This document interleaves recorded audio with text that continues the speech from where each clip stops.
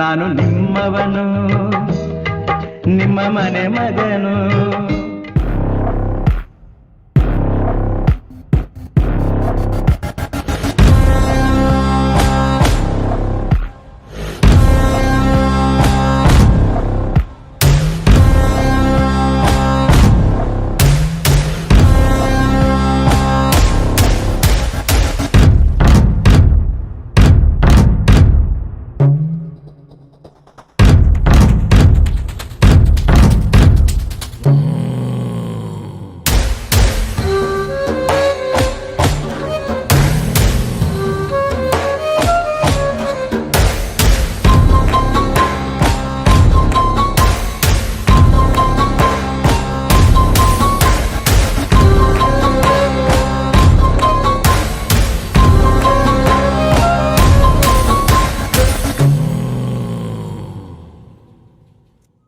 ನಮಸ್ಕಾರ ಕರ್ನಾಟಕ.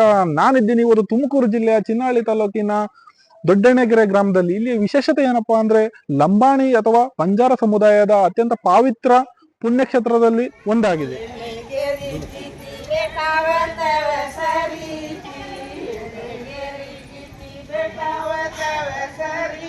ಭಾರತದ ಶ್ರೀಮಂತ ಸಂಸ್ಕೃತಿಯಲ್ಲಿ ಒಂದಾದಂತ ಈ ಬಂಜಾರ ಸಮುದಾಯವು ತನ್ನದೇ ಆದ ವೇಷ ಭೂಷಣ, ಭಾಷೆ ಮತ್ತು ಆಚಾರ ವಿಚಾರಗಳನ್ನ ಹೊಂದಿದಂತ ಒಂದು ಸಮುದಾಯವಾಗಿದೆ.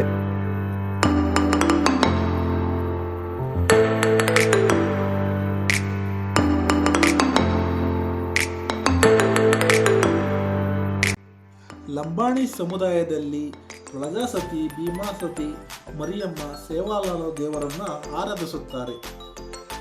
ಗಂಧದ ವನದಲ್ಲಿ ನೆಲೆಯಾಗಿರುವ ಭೀಮಾಸತಿ ತೀರ್ಥರಾಜ ಸ್ವಾಮಿಯವರು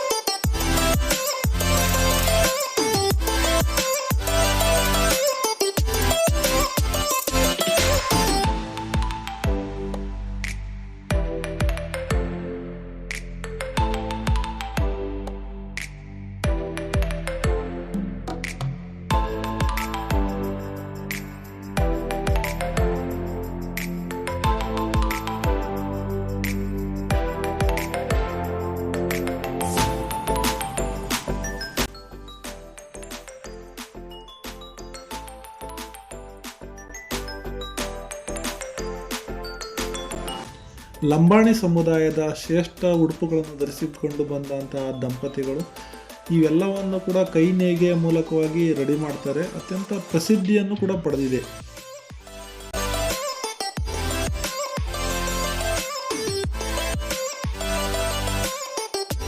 ವಿಜಯನಗರ ಸಾಮ್ರಾಜ್ಯದಲ್ಲಿ ಮುತ್ತು, ರತ್ನ, ಚಿನ್ನ, ವಜ್ರ ವೈಡೂರ್ಯಗಳನ್ನು ವ್ಯಾಪಾರ ಮಾಡ್ತಿದ್ದಂತಹ ಜನರು ತದನಂತರ ಬ್ರಿಟಿಷರ ಆಳ್ವಿಕೆಗೆ ಬಂದಂಥ ಸಂದರ್ಭದಲ್ಲಿ ಬ್ರಿಟಿಷರು ಇವ್ರನ್ನ ಕ್ರಿಮಿನಲ್ ಆ್ಯಕ್ಟ್ ಅಡಿಯಲ್ಲಿ ಅಪಾಯಕಾರಿ ಗಿರಿಜನ ಎಂದು ಭಾವಿಸಿ ಇವ್ರನ್ನ ಹಲವಾರು ಜನಗಳನ್ನ ಹತ್ಯೆ ಮಾಡ್ತಾರೆ. ಬ್ರಿಟಿಷರ ವಿರುದ್ಧವಾಗಿ ಹೋರಾಡಿದಂಥ ಈ ಲಂಬಾಣಿ ಸಮುದಾಯ ವಿಪರ್ಯಾಸ ಏನಪ್ಪಾ ಅಂದರೆ ಯಾವುದೇ ಪುಸ್ತಕ ಮತ್ತು ಯಾವುದೇ ಗ್ರಂಥದಲ್ಲಾಗಲಿ ಇದ್ರ ಬಗ್ಗೆ ಉಲ್ಲೇಖವಿಲ್ಲ.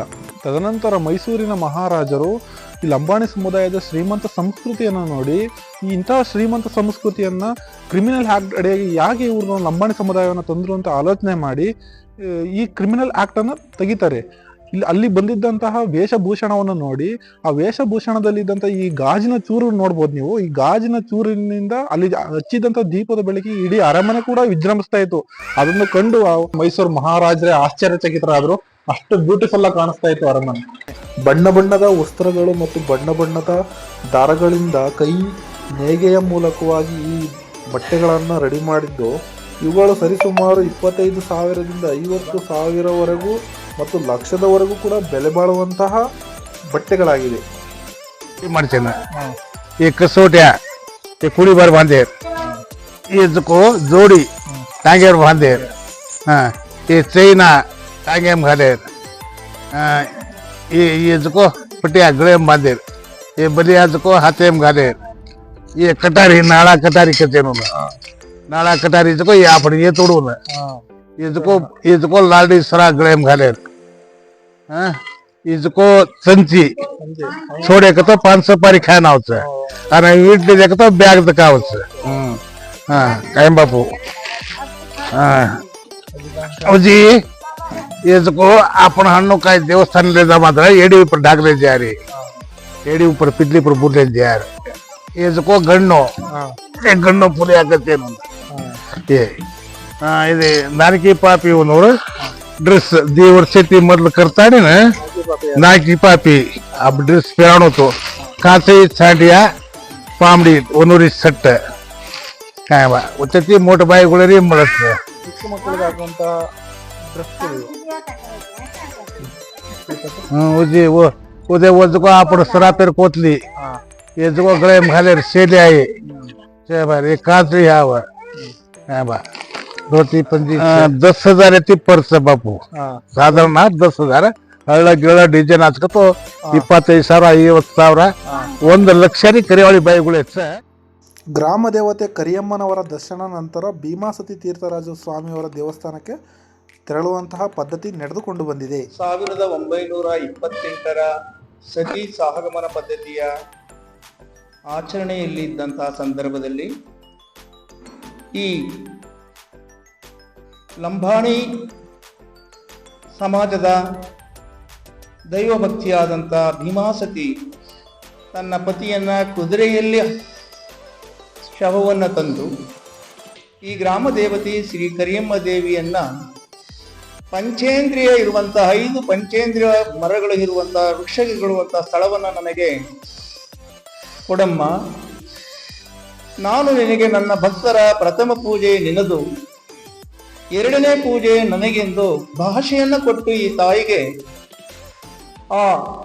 ಈಗಿರುವಂತ ಐಕ್ಯವಾಗಿರುವಂತ ಭೀಮಾಸತಿ ತೀರ್ಥರಾಜ ನೆಲೆಗೊಂಡಿರುವ ಸ್ಥಳವನ್ನ ಪಡೆದಿರುವಂತ ದೈವಭಕ್ತಿ ಭೀಮಾಸತಿ ತೀರ್ಥರಾಜ್ ತನ್ನ ಸಂಸ್ಕಾರವನ್ನು ಜೀವಂತವಾಗಿ ಆ ಚಿತೆಯಲ್ಲಿ ಅರ್ಪಣೆಯನ್ನ ಮಾಡಿಕೊಂಡಿರುವಂತಹ ಭೀಮಾಸತಿ ಅಂದಿನಿಂದ ಇಂದಿನವರೆಗೂ ಅಖಿಲ ಭಾರತದ ಲಂಬಾಣಿ ಯಾತ್ರಿಕರ ಪ್ರಥಮ ಪೂಜೆಯ ದೇವಾಲಯ, ಪವಿತ್ರವಾದಂತಹ ಸ್ಥಳ ದೊಡ್ಡ ಹೆಣ್ಣೆ. देखो भाइयों समाज वालों तमने राम रामी सेवा भयान तमने ಮುಗಿಸಿದ ಜನ ತಮ್ಮನೆ ಮಜ್ಜಾಕ್ ಜರೌಂಟು ಆದರೆ ಪ್ರಥಮ ಪೂಜೆ ತಮ್ಮ ಜಾತ್ ರೀತಿ ಆಂಗೆ ಪ್ರಥಮ ಪೂಜೆ मार्च आलो और पत्ते तम करोकिन के जन प्रथम पूजे याद कर लेते और पत्ते अपन तो ही सुतु समाज एक आशीर्वाद सहकारती आपण याडी वट वाजित जे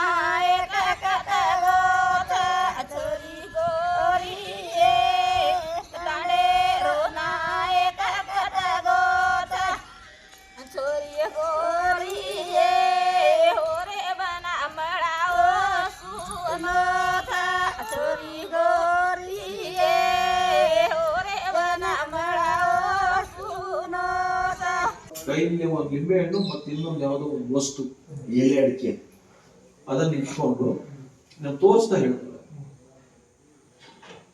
ನಾನು ನನ್ನ ಗಂಡನ ಶವದ ಜೊತೆಗೆ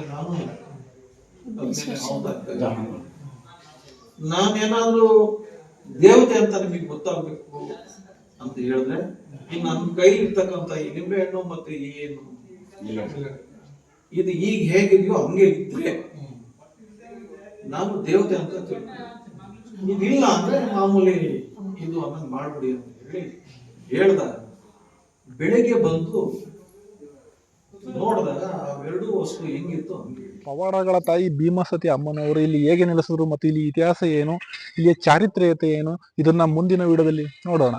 ಸಬ್ಸ್ಕ್ರೈಬ್ ಮಾಡೋದು ಮರ್ತ್ಬಿಟ್ರಲ್ಲ, ಸಬ್ಸ್ಕ್ರೈಬ್ ಮಾಡಿ. ಲೈಕ್ ಮಾಡಿ, ಬೆಲ್ ಐಕನ್ ಒತ್ತಿ ಸಪೋರ್ಟ್ ಮಾಡಿ.